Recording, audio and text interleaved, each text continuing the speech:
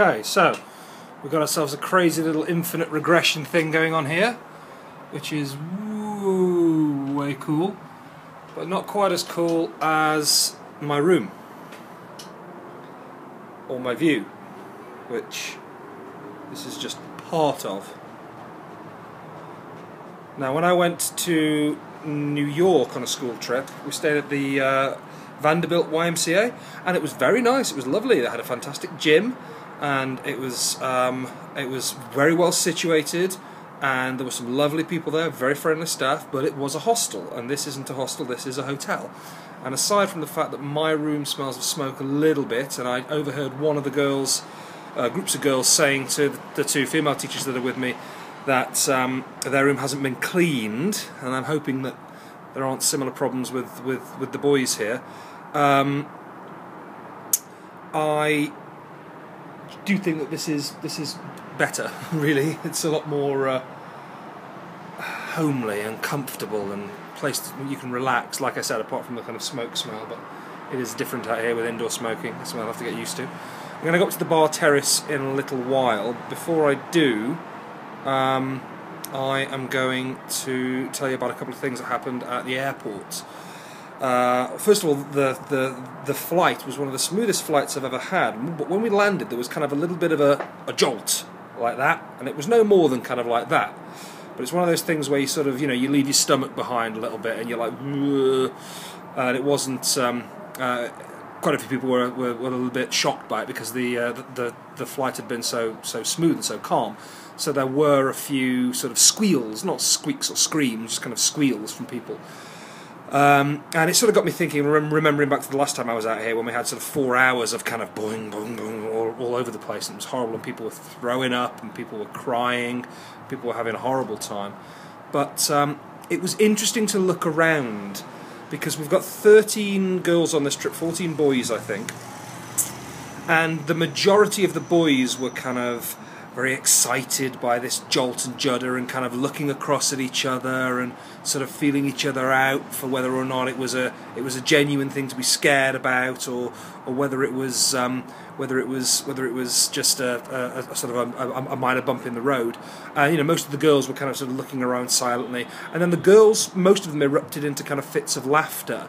And the boys got really quite excited and started talking quite loudly and vociferously about how they weren't afraid, and I wasn't scared, and it didn't bother me, and I've been on way worse than this.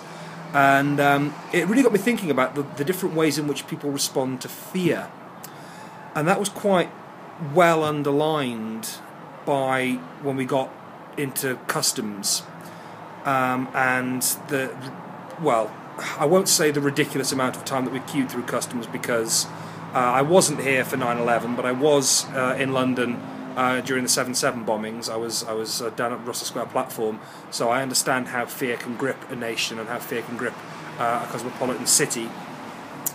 But when I first came to the US in '91, getting through customs was a fairly painless exercise, and each subsequent time I've come, it's been more and more and more difficult. And I personally feel that the number of checks that you have to go through are too much, but I mean, I'm aware that is just a perspective, and that other people, especially relatives and friends and people who knew people who were involved in 9/11 attacks out here would argue that but security doesn't go far enough in some cases. But I don't hold true to that view. I think that we queued for a very, very, very long time, and unfortunately I was in a queue where there were lots of people from the Philippines, and I don't know whether it's because that is a country that's on a certain watch list, or just because they didn't have ESTA, they're not able to go through the electronic visa waiver program, or whatever it was. But they took a very, very, very long time to get through. I mean, when I finally got up to the counter, I was through within 60 seconds. I handed the passport over, it was right index finger, left index finger, passport, stamp, hand back, thank you very much. But all of these Filipinos, and there must have been 20 or 30 of them, and not in a large group, in sort of small ones, twos, threes, family of four, took a very, very, very long time to get through. And even though I was well at the front of our party by some considerable distance. I was one of the last to actually get through. They opened a lot more lanes. They were very cordial and very civil and very helpful, the staff there. But it really brought it home to me when I saw this guy just walk through. Now, admittedly, he had a badge around his neck and he kind of waved his badge like this. He held it up and waved it, but nobody saw him. None of the border control people saw him, and he just walked through.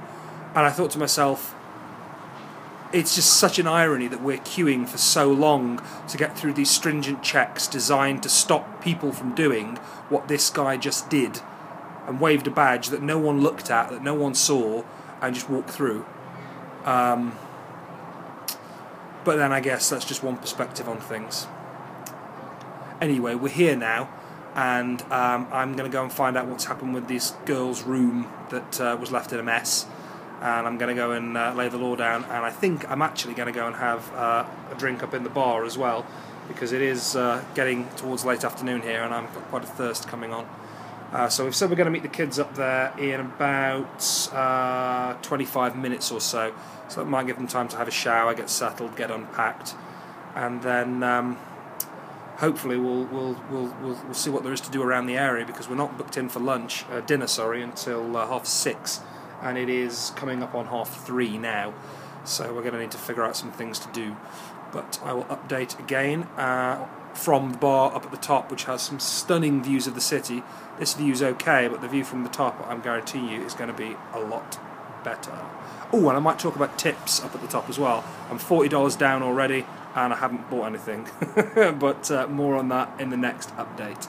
See you soon, folks.